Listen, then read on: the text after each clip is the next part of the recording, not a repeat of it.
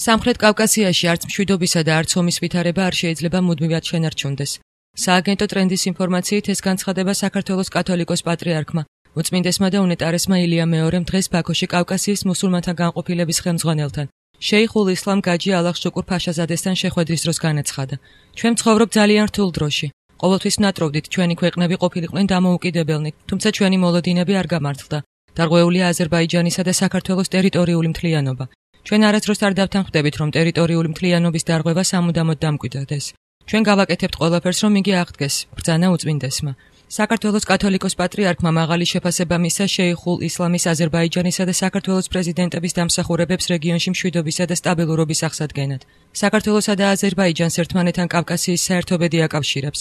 ბევრ შემთხვევაში ჩვენი ბედისწერის მოვლენები ერთმანეთის მსგავსია, აღნიშნა თავის მხრივ ფაშაზადემ. მისივე თქმით არიან ძალები, რომელთა ხალხებს შორის უთანხმოების დათესვას სურთ. შესაძლოა ეს უმნიშვნელო ინციდენტებია, მაგრამ პროვოცირებულია იმ ძალების მიერ, რომელთაც შუღლის ჩამოგდება სურთ, აღნიშნა ფაშაზადემ.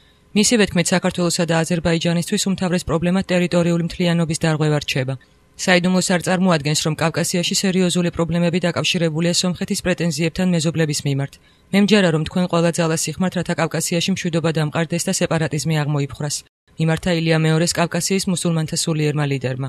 სრულიად საქართველოს კათოლიკოს პატრიარქი უწმინდესი და უნეტარესი ილია მეორე ბაქოში იმყოფება.